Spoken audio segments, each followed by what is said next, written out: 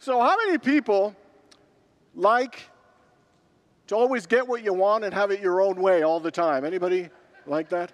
How many people have ever wanted to have someone or something in your life that you knew would make you happy, and you worked and you prayed for it, you got it, and realized that they did not make you happy, and you prayed for them to be out of your life? Anybody have one of those?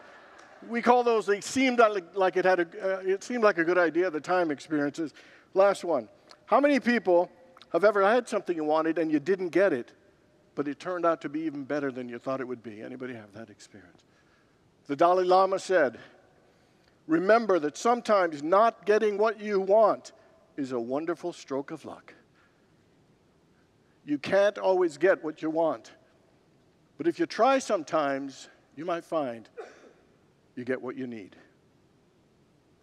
We are in week 3 of our 6-week Songs of Life series, and we celebrate music because it's so powerful. Music is so meaningful and valuable in our lives. You know, music can help get us through difficult times. It can help uplift us. It can help open our hearts. It can help us have a good cry and release. Music touches us at so many levels. It is a powerful and amazing thing. You know, so we have a tradition, I've been doing it for 26 years, of taking famous songs and extracting a spiritual message or a life lesson in it to help us live more fully, to live more joyously, more lovingly, and more consciously. Week 1, we did Alleluia by Katie Lang. Last week was The Happening by Diana Ross and the Supremes. If you've missed it, they're on the website on YouTube, and you can just catch up with that. Today, we are looking at the Rolling Stones' 1968 hit, You Can't Always Get What You Want, written by Mick Jagger and Keith Richards. It was the last song on the album. The album was entitled Let It Bleed, and it was also an end-of-the-decade song. And some of those songs brought comfort at a time where people were disillusioned and frustrated. Bridge Over Troubled Water was one of those songs. Let It Be by the Beatles was one of those songs. And You Can't Always Get What You Want was a song to help soothe people's hearts and minds because of the challenge of, and heartbreak of wanting something and not getting it. Interestingly, it was similar to the theme of a previous Rolling Stones song called I Can't Get No Satisfaction, which was 3 years earlier. But Mick Jagger said it was basically the same theme, just presented in a different way. You know, this song tells the story of different individuals not getting what they want, but somehow getting what they needed. It is a song that illustrates to us that not achieving our goals is not necessarily a loss. It is not necessarily a bad thing, that we can extract something good, something positive, and something beneficial from the experience, even if it's just avoiding something worse that could have happened to us. You know, this song is about an awareness of a life reality, and that is nobody gets things going their way and has their way they want all the time. But this song gives us not only that reality, but a sense of hope that some good can come from this, even when things don't go the way we want them to.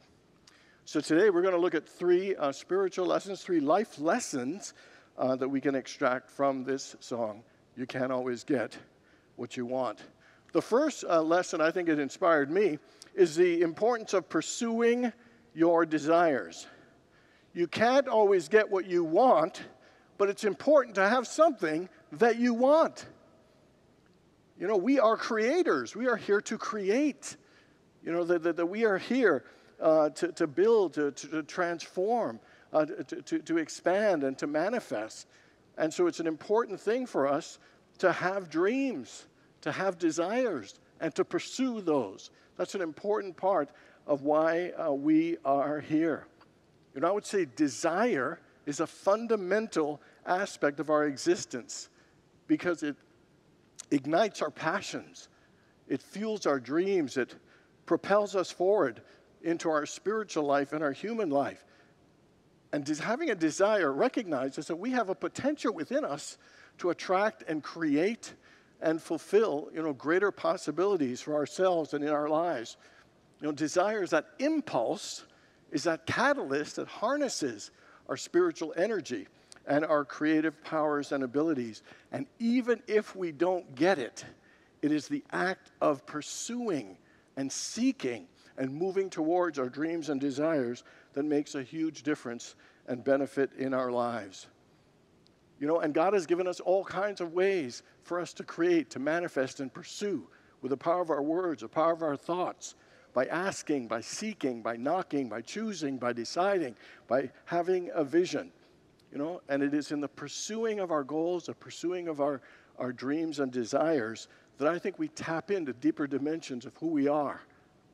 In the Gospel of Thomas, it says, if you bring forth what is within you, what you bring forth will save you.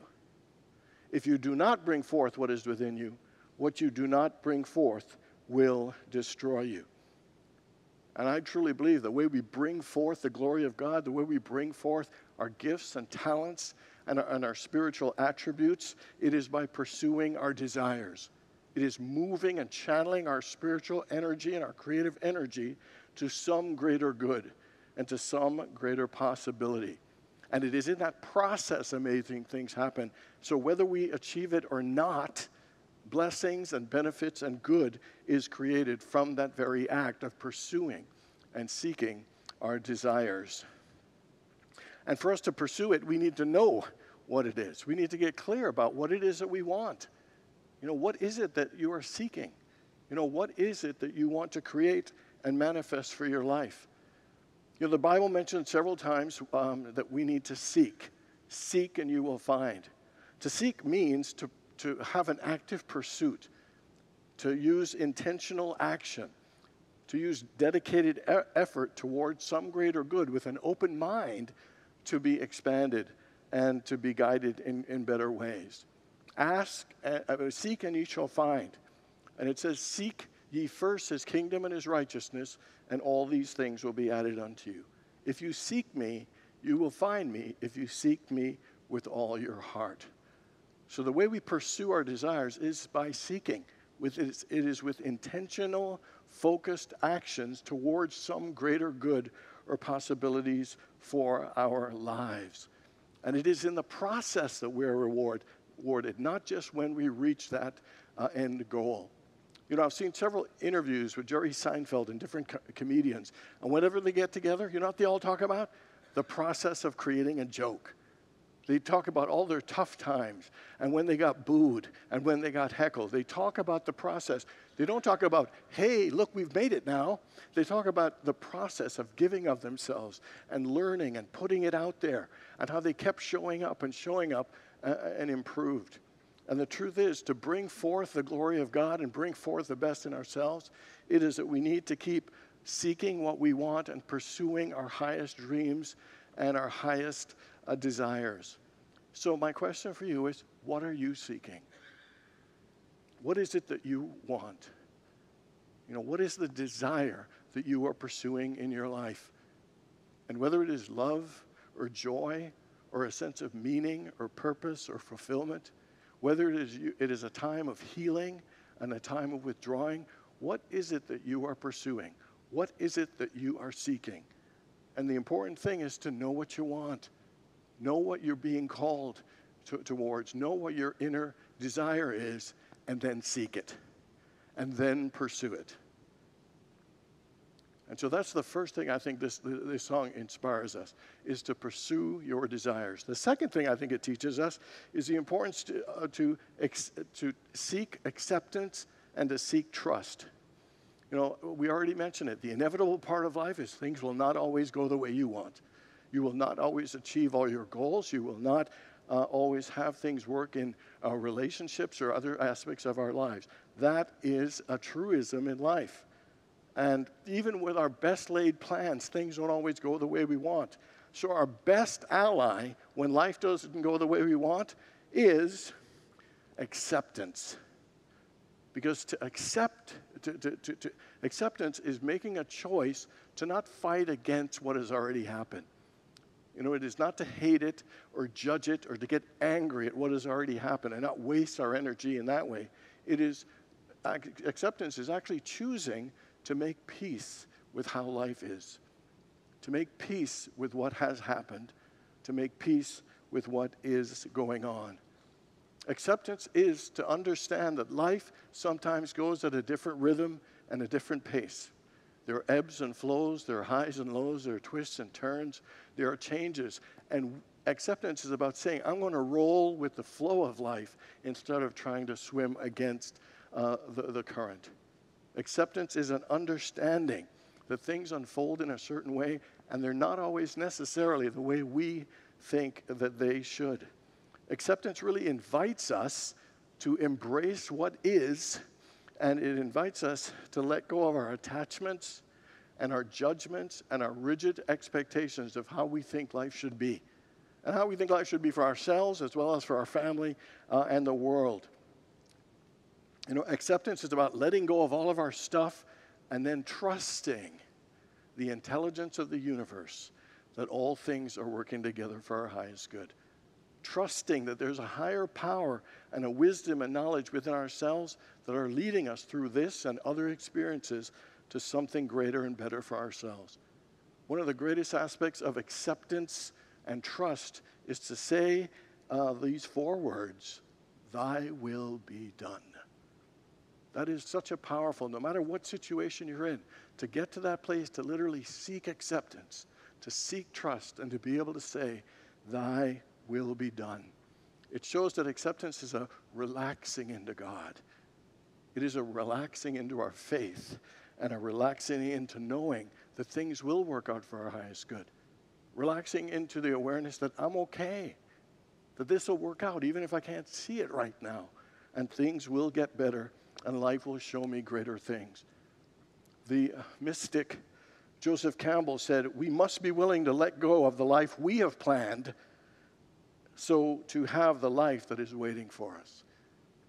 And so are you willing to let go of the life that you've planned, the life that you think is the best possible, to let it go to see what the universe might show you that might even be greater? And in fact, more likely will be greater and better. But are we willing to accept, and are we willing to trust? And then the final thing is that this song shows us that we must find the silver lining. But if we try sometimes, you might find you get what you need.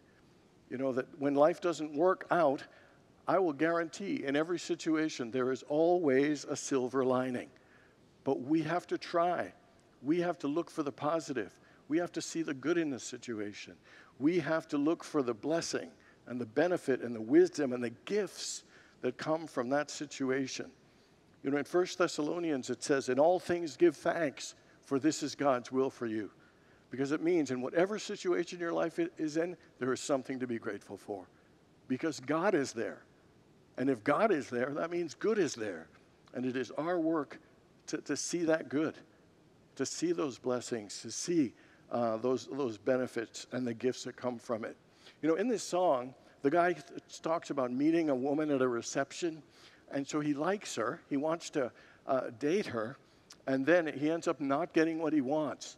But then he finds out that she was deceitful, and then he thinks to himself, well, it was a good thing I didn't date her, because I found out he got the lesson that the appearances can be deceiving, and that he also had his heart saved. And so things not working out dating, turned out he didn't get that, but he got a good and important lesson. Anybody ever do that Ask Reddit thing? I plugged in the question that not getting what we want can be a wonderful stroke of luck, and here are a couple of the answers that people wrote. The first one said, "I spent a few years working at Walmart after high school, and I was a bit embarrassed and felt like a failure because I didn't have money to go to college. But when I finally got to go to university, I saw that the time I had working made a huge difference. I had so much focus and appreciation, more than any other freshman, which gave me the momentum to secure good internships and ultimately my dream job." You know, so he couldn't get what he wanted to go to university, but the not going for those 3 years not only gave him the money, but it actually gave him some maturity and some awareness and insight that actually propelled him further with his success and career and his happiness. There's always a silver lining if we're willing to look for it. Another person wrote, I had a major life reset in 2014 that involved, among other things, losing my job. A year later, in 2015, I interviewed for what I thought was my dream job, but I did horribly at the interview and I got no job offer. Only after a second year passed and I did a stint driving Uber did I get a new job. It turned out to be the perfect restart job for my career. While a year extra of underemployment drained a bit of my savings, it was vital, he writes in capital letters, it was vital to complete my reboot for my life that was much needed. If I'd gotten that job in 2015, I would have gone right back to the old pattern and I would have been miserable. You know, sometimes not getting what we want turns out to be better. There is a silver lining. There's a gift and a blessing that helps us even greater had we just continued going on with the status quo. Someone said that endings carry seeds of new beginnings. So every loss, every failure, every heartbreak, every mistake or difficulty we go through, there is new possibilities. There are new opportunities. There are new experiences, new growth. We can't always get what we want, but sometimes we get what we need if we are willing to look for it. Somerset Maugham, the English writer, once wrote a story about a janitor at St. Peter's Church in London. One day, the young vicar discovered that the janitor was illiterate and fired him. Jobless, the man started selling apples, buying them for 5 cents, selling them for 10 cents, and then over time he invested the little money he had into fruit stands, and he had one fruit stand, and he then had 2 or 3 and 4, and then he had over 10, and they were worth a lot of money, and somebody wanted to buy them. And he went to see his banker, and his banker said, you know, you've done amazingly for being illiterate. Your business is now worth a few $100,000. Could you imagine where you'd be if you could read or write? And the guy said, yeah, I'd be the janitor at St. Peter's Church. And so he's showing here that even being illiterate, not being able to read or write, still had a silver lining. Every one of us, no matter what we're going through, there is a silver lining. Think of something in your life that isn't going as well as you like, and can you see the silver lining? What is the gift? What is the blessing? You know, what is the benefit? What are the new opportunities? What are the new possibilities? Life is always trying to show us more if we're willing to look. We sometimes spend so much time thinking it didn't go the way that I want that we don't see the new opportunities that are right there before us. If we try sometimes, we just might find that we get what we need, that there is a silver lining to every difficulty and challenge that we face and experience in life. You know, sometimes we think we know what's best. And sometimes we think the best is we get everything we want and that life always goes our way. But sometimes when we don't get it, it might be the best thing for us or one of the best blessings and gifts for us. And so the 3 things we need to do to ensure that is to pursue our dreams, know what we want, know that it is in the pursuing of our dreams and our goals that it brings out the very best of who we are and who we came to be. The second is seek acceptance and seek trust. It is only when we find acceptance and trust that we can open our lives, you know, to allow greater things to come forth. And finally, find the silver lining. No matter what happens to us, there's always some good, some benefit, some blessing if we are willing to look for it. You know, not reaching our goals or having a failure or not having what we want happen is not a bad thing. Sometimes it's the best thing. Sometimes it's a good thing. And sometimes it is exactly what we need. And that is the message of the song. You can't always get what you want. God bless you all.